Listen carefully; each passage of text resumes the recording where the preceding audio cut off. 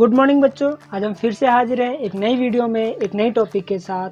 और आज के इस वीडियो में हम डिस्कस करेंगे धर्म की आड़ चैप्टर के क्वेश्चन आंसर के बारे में, जिसके लेखक है गणेश शंकर विद्यार्थी। तो चलिए शुरू करते हैं। इसमें पहला इंस्ट्रक्शन है कि निम्नलिखित प्रश्नों के उत्तर 1-2 पंक्तियों में दीजिए। इसमें पहला क्वेश्चन पूछा गया है, आज धर्म के नाम पर क्या क्या हो रहा है। इसका आंसर होगा, आज धर्म के नाम पर दिखावा और उत्पात किया जा रहा है। दूसरा क्वेश्चन है, धर्म के व्यापार को रोकने के लिए क्या उद्योग होने चाहिए। इसका आंसर होगा, धर्म के व्यापार को रोकने के लिए सभी को मिलजुल कर इसका विरोध करना चाहिए। अगला क्वेश्चन है, लेखक के अनुसार स्वाधीनता आंदोलन का कौन सा दिन सबसे बुरा था। इसका आंसर होगा, लेखक के अनुसार स्वाधीनता आंदोलन का वह दिन सबसे बुरा था जिस दिन स्वाधीनता के क्षेत्र में विभिन्न धर्मों के धर्मगुरुओं को स्थान दिया जाना आवश्यक समझा गया। अगला क्वेश्चन है, साधारण से साधारण आदमी तक के दिल में कौन सी बात अच्छी तरह का घर कर बैठी है। इसका आंसर होगा, साधारण से साधारण आदमी तक के दिल में यह बात अच्छी तरह घर कर बैठी हुई है कि धर्म और ईमान की रक्षा के लिए जान दे देना उचित है। अगला क्वेश्चन है, धर्म के स्पष्ट चिन्ह क्या है। इसका आंसर होगा, शुद्धाचरण और सदाचार धर्म के 2 स्पष्ट चिन्ह हैं। फिर अगले क्वेश्चन के लिए इंस्ट्रक्शन दिया गया है कि निम्नलिखित प्रश्नों के उत्तर 25 से 30 शब्दों में लिखिए।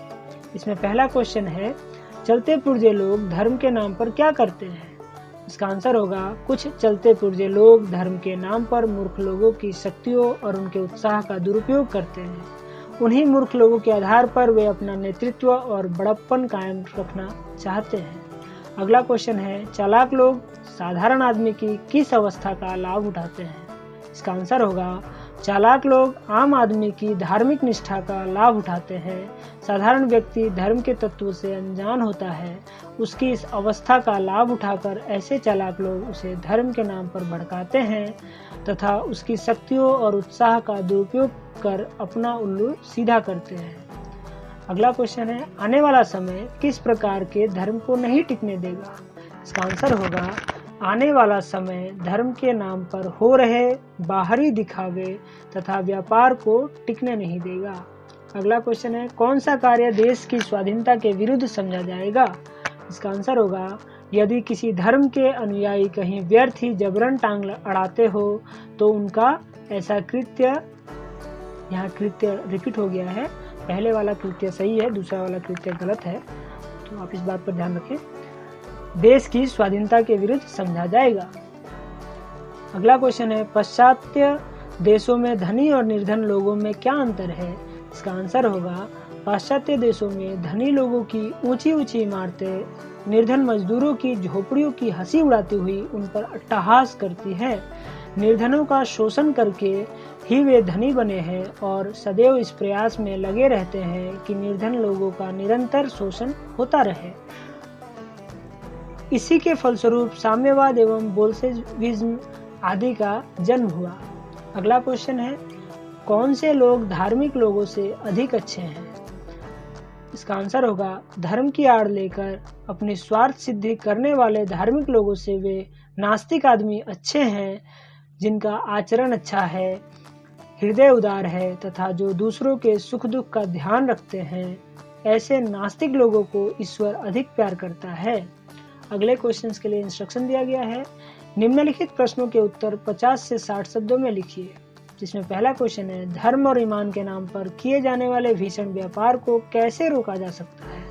इसका आंसर होगा, धर्म और ईमान के नाम पर किए जाने वाले भीषण व्यापार को रोकने के लिए हमें एक साथ मिलकर दृढ़ता पूर्वक ऐसे लोगों का विरोध करना होगा जो धर्म के नाम पर देश की एकता तथा अखंडता को तोड़ने का प्रयास करते हैं। धर्म के नाम पर लोगों को लड़ाने वालों को मुंह तोड़ जवाब देना होगा, तभी ऐसे न्यायपूर्ण भीषण व्यापार पर लगाम लगाई जा सकती है। अगला क्वेश्चन है, बुद्धि पर मार के संबंध में लेखक के क्या विचार हैं। इसका आंसर होगा, बुद्धि पर मार से लेखक का तात्पर्य है सीधे और भोले भाले आम आदमी को गुमराह कर उनके दिमाग में धार्मिक उन्माद का बीज लगाना। इस प्रकार ऐसे स्वार्थी तत्व आम लोगों को आपस में लड़ाते हैं तथा अपने स्वार्थ की पूर्ति करते हैं। ऐसे चंद लोग देश की जनता की शक्ति तथा उसके उत्साह का दुरुपयोग करते हैं। अगला क्वेश्चन है, लेखक की दृष्टि से धर्म की भावना कैसी होनी चाहिए? इसका आंसर होगा, लेखक की दृष्टि में धर्म की भावना शुद्धाचरण और मानवता से परिपूर्ण होनी चाहिए। धर्म और ईमान मन का सौदा हो तथा ये ईश्वर और आत्मा के बीच संबंध स्थापित करने का साधन होना चाहिए। इसी प्रकार धर्म में टकराहट के लिए कोई स्थान नहीं होना चाहिए। यह मनुष्यता के प्रसार का सुगम साधन होना चाहिए। अगला क्वेश्चन है, महात्मा गांधी के धर्म संबंधी विचारों पर प्रकाश डालिए। इसका आंसर होगा, महात्मा गांधी धर्म को सर्वत्र तथा सर्वोच्च स्थान देते थे। धर्म के बिना एक कदम भी चलना उनके लिए असंभव था, परंतु उनके धर्म का स्वरूप दूसरों से भिन्न था। जन कल्याण की पवित्र भावनाओं से उत्प्रोत गांधी जी का धर्म शुद्ध आचरण और सदाचार का पर्याय था। वे सत्य और अहिंसा को ही परम धर्म मानते थे। इस प्रकार महात्मा गांधी जी के अनुसार धर्म के मात्र उच्च एवं उदार विचारों का ही समावेश होना चाहिए। अगला क्वेश्चन है, सबके कल्याण हेतु अपने आचरण को सुधारना क्यों आवश्यक है? इसका आंसर होगा, सबके कल्याण हेतु अपने आचरण में सुधार करना चाहिए, क्योंकि आपके शराफत की पहचान आपके आचरण से ही होती है। आगे आने वाले समय में शुद्ध आचरण और सदाचार के बल पर ही जीवन जीना होगा। यदि हम अपने आचरण को नहीं सुधारेंगे तो रोजे, नमाज और पूजा पाठ जैसे धार्मिक क्रियाकलाप व्यर्थ हो जाएंगे।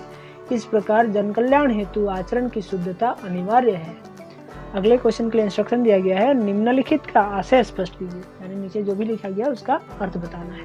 इसमें पहला क्वेश्चन है, उबल पड़ने वाले साधारण आदमी का इसमें केवल इतना ही दोष है कि वह कुछ भी नहीं समझता बूझता और दूसरे लोग उसे जिधर जोत देते हैं उधर जुट जाता है।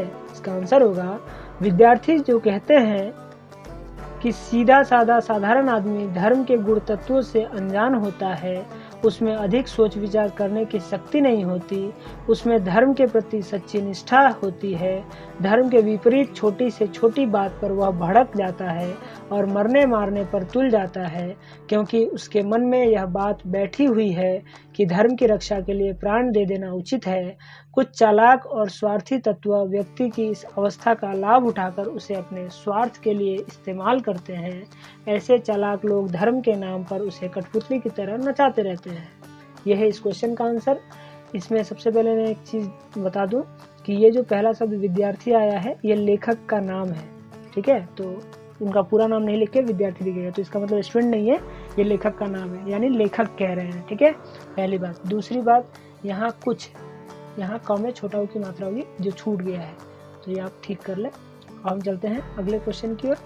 अगला क्वेश्चन है, यहाँ है बुद्धि पर पर्दा डालकर पहले ईश्वर और आत्मा का स्थान अपने लिए लेना और फिर धर्म, ईमान, ईश्वर और आत्मा के नाम पर अपनी स्वार्थ सिद्धि के लिए लोगों को लड़ाना भिड़ाना।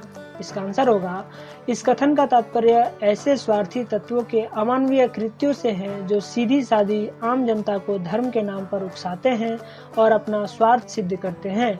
ऐसे धार्मिक नेता लोगों की बुद्धि पर पर्दा डालकर उनसे मनचाहा कार्य करवाते हैं। धर्म के ये ठेकेदार स्वयं को ईश्वर का कर्ता धर्ता सिद्ध करते हैं। ये मुट्ठी भर स्वार्थी लोग देश की करोड़ों जनता की बुद्धि को गलत दिशा की ओर प्रेरित करते हैं तथा अपनी स्वार्थ सिद्धि हेतु उन्हें आपस में लड़ाते हैं। ऐसे लोगों की कुटिल चालों से आम जनता को सचेत रहने की आवश्यकता है। तो यह है इस क्वेश्चन का आंसर। अगला क्वेश्चन है, अब तो आपका पूजा पाठ न देखा जाएगा, आपकी भल मनसाहत की कसौटी केवल आपका आचरण होगी। इस क्वेश्चन का आंसर होगा, लेखक के इस कथन का आशय है कि शुद्धाचरण ही मनुष्य की सज्जनता की पहचान है। इसके लिए व्यर्थ के ढोंग की आवश्यकता नहीं है। धर्म ईश्वर एवं आत्मा के मिलन का एक सरल मार्ग है। इसमें मानवता की सच्ची भावना होनी चाहिए। आने वाला समय धर्म के नाम पर किए जाने वाले बाह्याडंबरों को स्वीकार नहीं करेगा। आचरण की शुद्धता और सदाचार ही धर्म के स्पष्ट चिन्ह है, जिसके बिना किसी भी धर्म का कोई महत्व नहीं है। तो यह है इस क्वेश्चन का आंसर। अगला क्वेश्चन है, तुम्हारे मानने से ही मेरा ईश्वरत्व कायम नहीं रहेगा। दया करके मनुष्यत्व को मानो, पशु बनना छोड़ो और आदमी बनो। इस क्वेश्चन का आंसर होगा, स्वयं को धार्मिक और धर्म का तथाकथित ठेकेदार समझने वाले साधारण लोगों को लड़ाकर अपना स्वार्थ पूरा करते हैं। ऐसे लोग पूजा पाठ, नमाज आदि के माध्यम से स्वयं को सबसे बड़े आस्तिक समझते हैं। ईश्वर ऐसे लोगों से कहता है कि तुम मुझे मानो या न मानो, पर अपने आचरण को सुधारो, लोगों को लड़ाना बंद करके उनके भले की सोचो, अपनी इंसानियत को जगाओ, अपनी स्वार्थ पूर्ति की पशु प्रवृत्ति को त्यागो और अच्छे आदमी बनकर अच्छे कर्म करो। यह है इस क्वेश्चन का आंसर। तो ये इस चैप्टर का आखिरी क्वेश्चन है। आशा करता हूँ कि आपको सारे क्वेश्चन का आंसर समझ में आ गए हों। अगर आपको अब भी कोई डाउट रह गया हो या कुछ पूछना हो, कुछ समझ में ना आया हो, तो आप मुझे नीचे कमेंट बॉक्स में लिखें, मैं उसका जवाब ज़रूर दूंगा। तो ठीक है, हम मिलते हैं अगली वीडियो में एक नई टॉपिक के साथ। तब तक के लिए धन्यवाद।